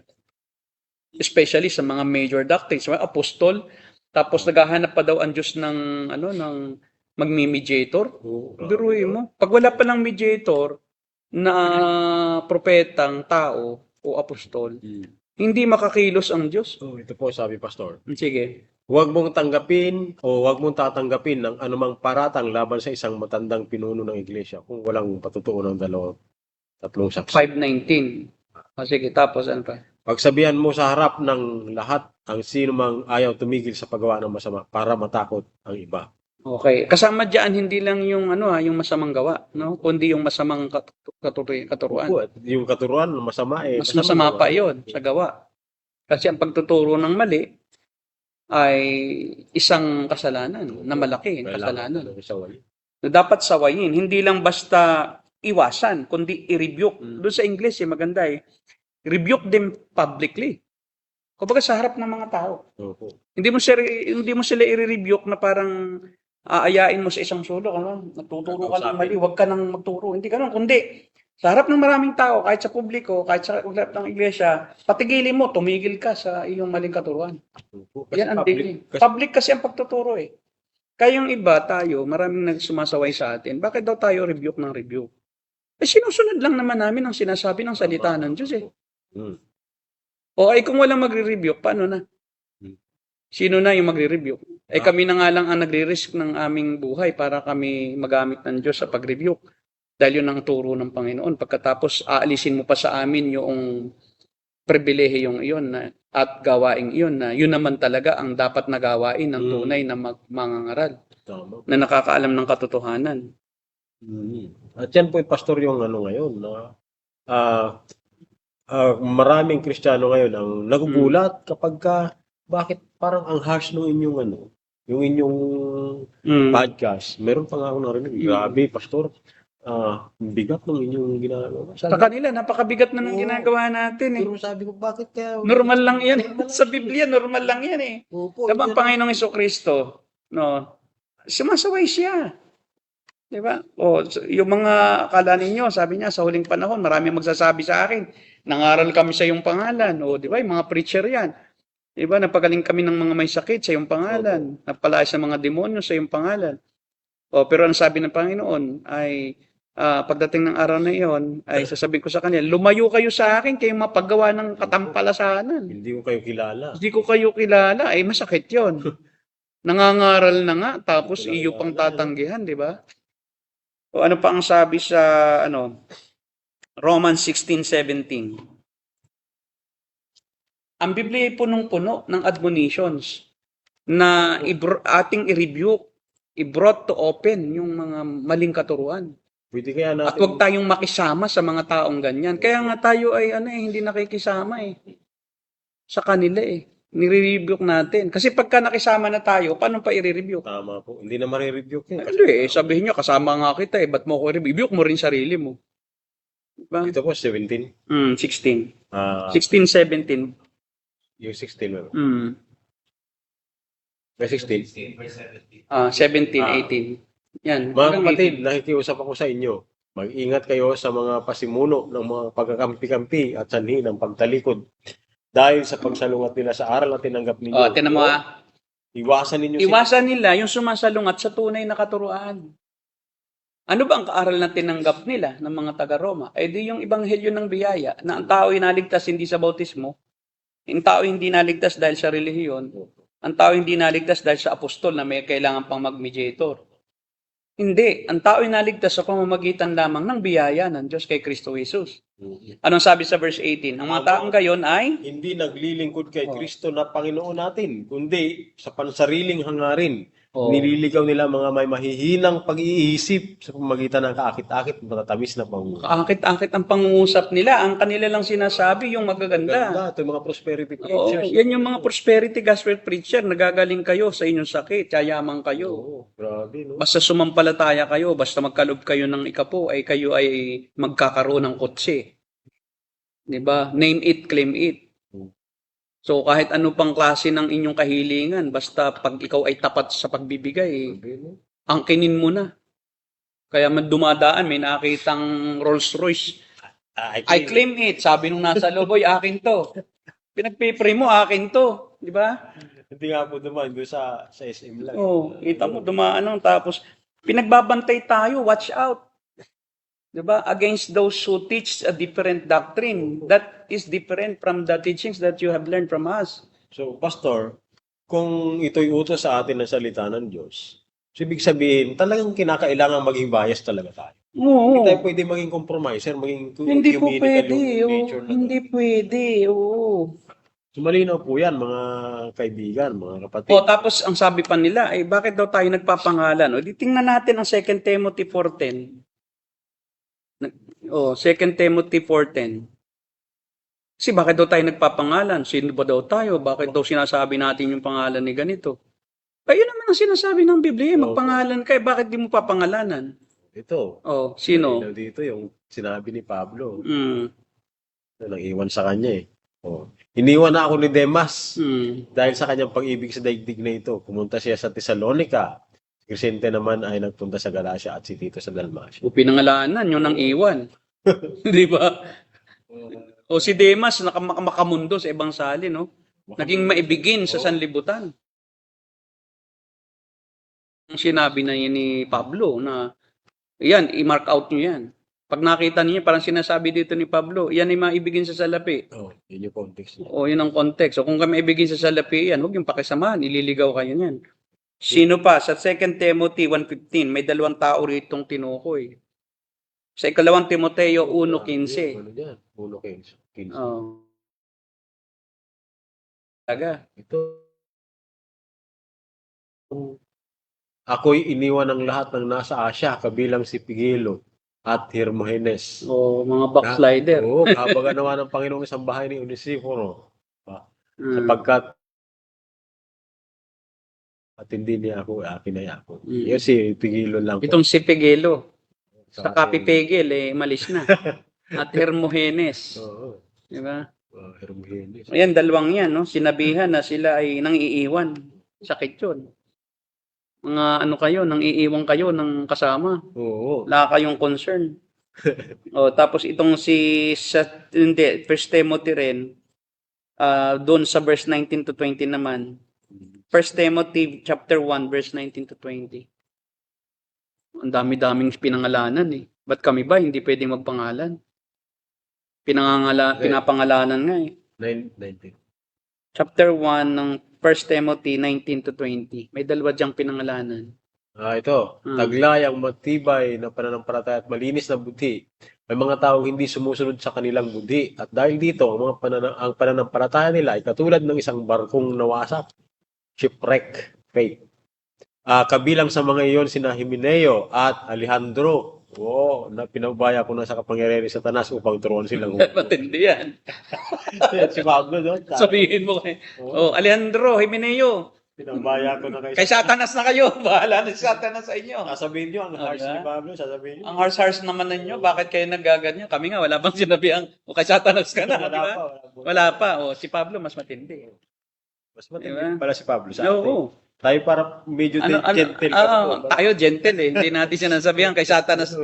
Pinapabayan na namin kayo kay Satanas. Sa diablo na kayo, di ba? Oo. Parang itinakwil mo na talaga. At least tayo nahahabag pa nga eh. Nahabag pa tayo.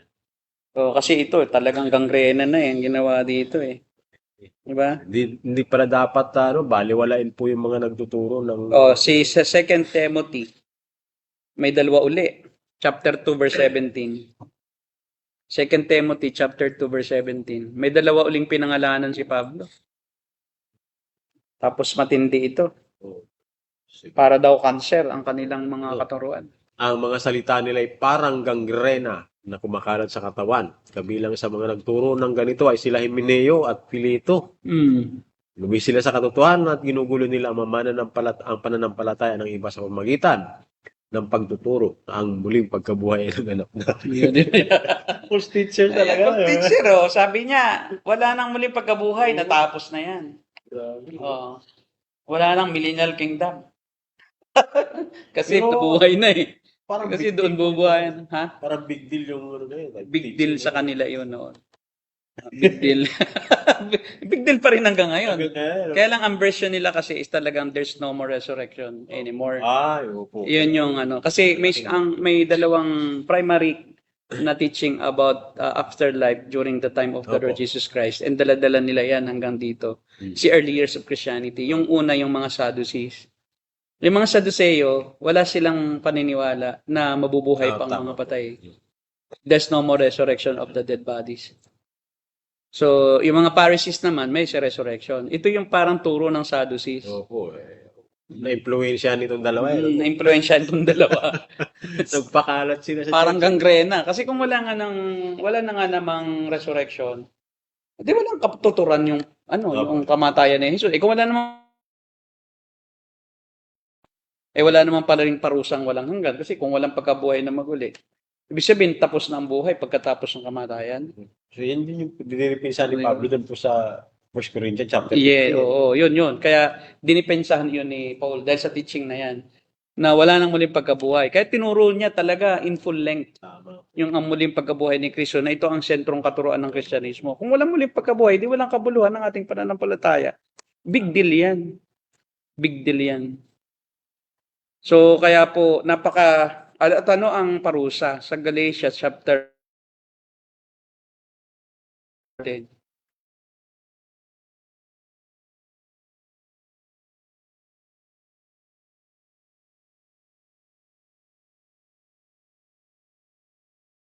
Kasi pagka kayo natangay ng maling doktrina at naiba na, Opo.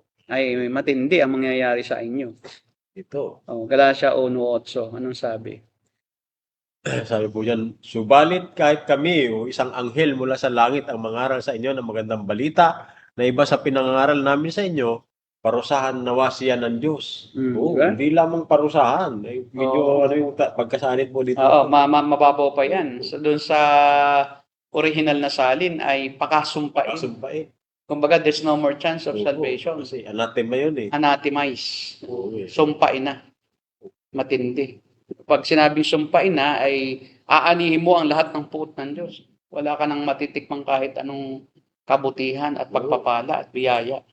Parang eternal po yun. Eternal damnation. At sabi ni Pablo, hindi siya, hindi siya excuse. Ako man, sabi niya. Oo. Ako man o kahit kami man, mga apostol. Kung kami magturo na ng ibang ebanghelyo, ibang buting balita. O di ba? Pakasumpain na rin kami. At maski isang anghel man. O di ba? Walang exempted. Walang exempted. So kaya nga dapat mag-ingat kasi tayong lahat ay vulnerable sa pandaraya ng demonyo. Kasi nga ang demonyo ay doon sa loob ng iglesia nanghihimasok. At siya nagmumukhang parang maganda ang Ito, katangian. At yes. parang inihahalo lang niya yung kaunting mali. Tapos unti-unti nang nagki-creep in na pala yung mali. Galing no? Si Satan, ganyan siya. Oo. Ano? Ka-tricky o ano bang tawag dyan? Tapos ikaw welcome na welcome ka sa Oo. kay Balyano. Gusto mo pang pagsalitain. Kasama ka pa sa pulpito. Paano ka magtuturo ng katuroang gusto mong ituro kung mayroong kang kasamang anturo ay iba. Magkukontrahan kayo nun.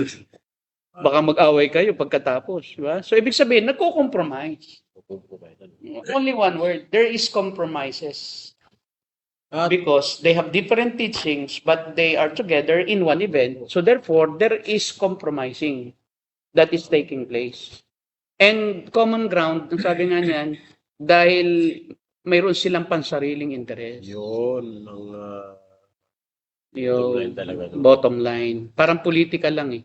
Sabi nga, in politics, there's no permanent friends. Naalala ko po, Pastor, yung sabi mo dati, nagtanong ako sa iyo noon, na nasa province. Only permanent interest. Sabi. Nung ako'y nasa province buying about sa PCEC. Hmm. So, nasabi mo nga ano, na ito ay political arm lang ito ng evangelical eh. Yes, so. Namumulitika na rin eh, no? Mm. Pero obvious naman talaga, Pastor, na ginagawa nila eh. Sorry to say, pero yun. Dahil nagiging platform siya para magkaroon ng trust. Halimbawa ako, Kristiyano ako, tapos naging member ako ng PCEC. Tapos syempre, yung mga pastor ng mga iglesia, na marami, na mga ABCOP, mga alliance, mga member ng PCEC. Syempre, kung ano yung opinion ng leadership ng PCEC, ibabato nila yan sa pastor nila na member ng PCEC. Yung pastor naman nila, ibabato dito sa kongregasyon. So, nakakabaro ng authority yung mga nasa pamunuan ng PCEC sa mga pastor na membro. At kasi, ipapalo kasi ng mga membro yung pastor eh. So, ang gagawin niya, yung mga pastor na ito, silang kukumbinsihin. Tayo ay mag-join sa ganito, rally tayo. Diba? Tapos, ano ang pang-inganyo? So, pag napalitan ang leadership, meron tayong posisyon. Tayo na ang papalit kay ganito. Meron tayong ipapalit na leader dito. Kasi, alam mo, sa totoo lang, ginagamit ng maraming relihiyon. Iglesia nga ni Cristo, puro PNP, personnel eh. O, kasi naglalabi yan. Sige, ibubuto ka namin, pero, bigyan mo kami ng posisyon sa DILG. Bigyan mo kami ng posisyon sa PNP. Kakita mo, karamihan ng PNP personnel, mga chief, mga iglesia. Hindi maiwasan na ang mga politika, ang mga nasa politika, ay maghanap ng mga grupo na may maraming maaakit na tao.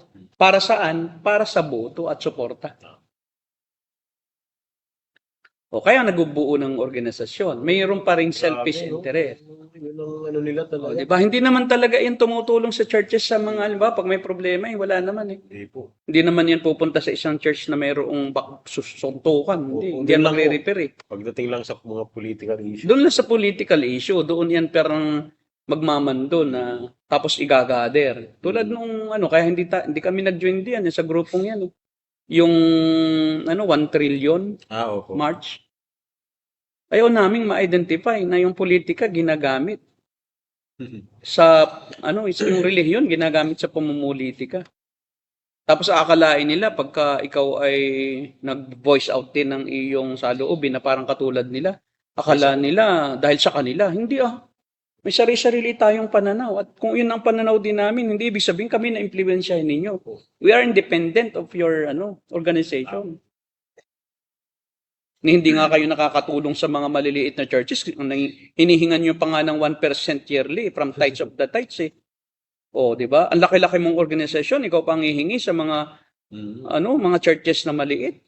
Dapat. Instead na ikaw ang mag-raise ng funds para turuan mo at tulungan mo ng magkaroon ng pinansyal na pangangailangan ang mga maliit na churches sa probinsya eh. Yung mga mayayaman na churches nila dito, yun ang tumulong. Oo, di ba? So, why not distribute yung wealth from the wealthy to the poor? Kung totoong ang inyong gusto ay yung social justice, equality. Di ba? So, kung may equality, dapat yan ang pairali nyo within the religion itself. Hindi yung kailangan mo pang ibato sa mga pinuno sa politika, yung pangangailangan mo at hihingi ka doon, kapalit ng boto. Tapos pag meron ka ng project na ganito, na iyong ipapagawa ang certain na gusali ng iyong denominasyon, kasi ikaw ang titira. Di ba? May mga pastor kang favorite na silang makinabang sa school. Doon sila ang uupa doon. Lahat naman ng tao ay lagi namang mayroong self-interest sa kahit anong bagay. Pero wag mo namang garapalin at gamitin ang relihiyon, di ba? Oo. Medyo, Walang garapalan. Tago-tago. Tago-tago mo naman. Di ba? Huwag masyadong bulgaran na yung relihiyon mo ay ikakaladkarin mo sa politika mo. Gaya nung isa na congressman na pastor na hindi iniiwan ang kanyang opisina bilang senior pastor. Ginamit pa ang pulpito para ipagtanggol yung anak.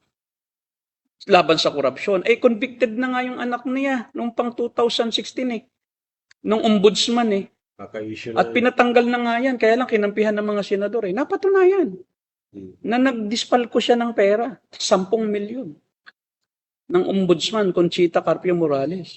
At may hatol ang ombudsman na ang kanyang parusa, disciplinary action is for the Senate to remove that certain senator who is the son of Brother Eddie Villanueva to be removed from his office.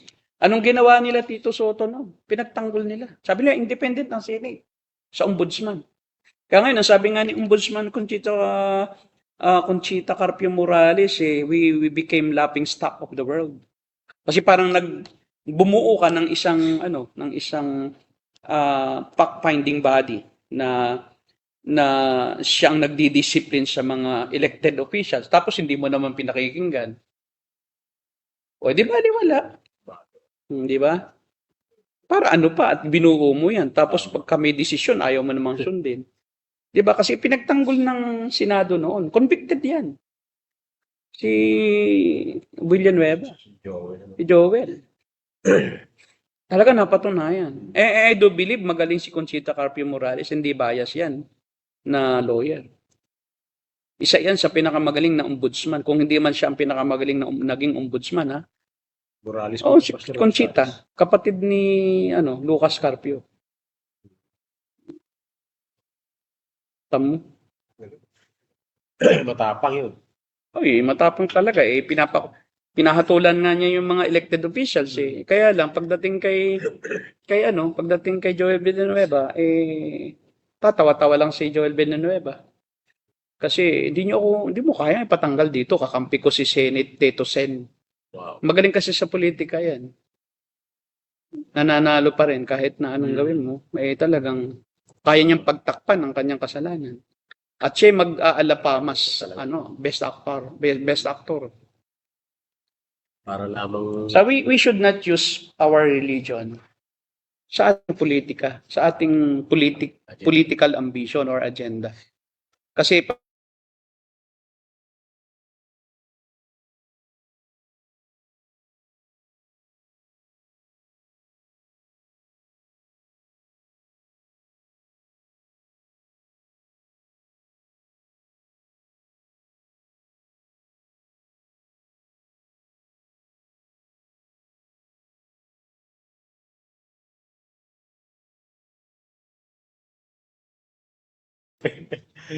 Ano, Akala ko po nawala na.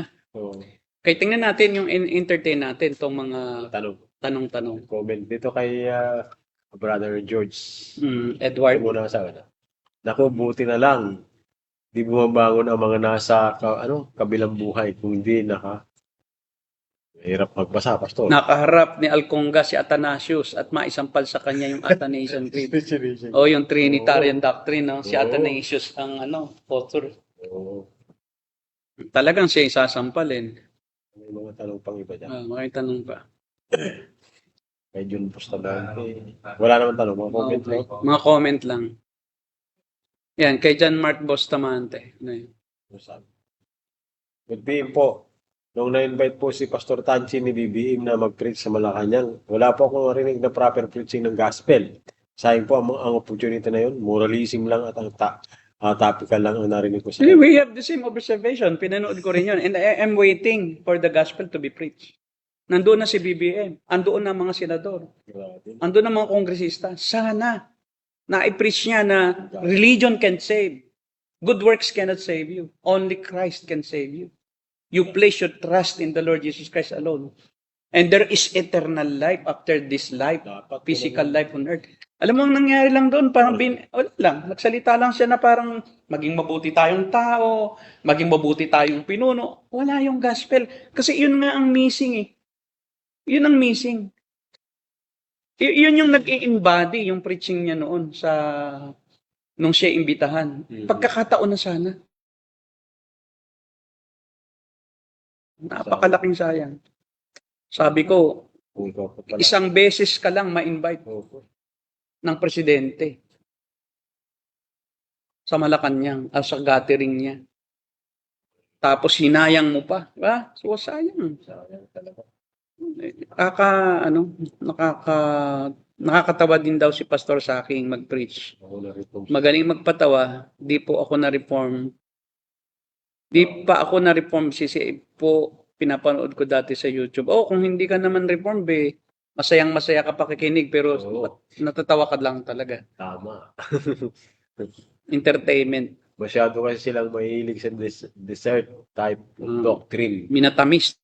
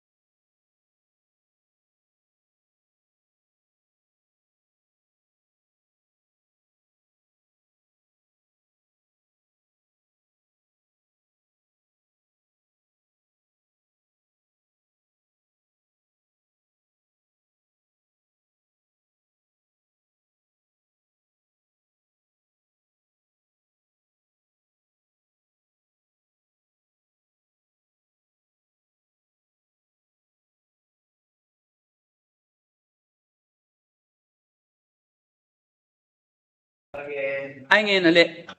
Pero ano yan, putol. Sige po, magpaalam na po. I bet binayaran yung script ni Tanchi. Sa Philippine Council of ibang likong mga crocodiles. Ang harsh naman. Grabe Sa Jehovah's Witness po, wala daw impyerno. Kapag namatay na daw ang tao, yun na ang parusa niya. Yeah, tama yun. Yun yung annihilation of the soul. Death to resurrection. Kia Villaruel, tama bro. Yung galing sa Dolus ay nakikita-kita sila at nakikipag-plastikan pa sila. Oo. Tama. Nagpa-plastikan lang. Yes, oo. Pumupunta rin doon, nakikita-kita.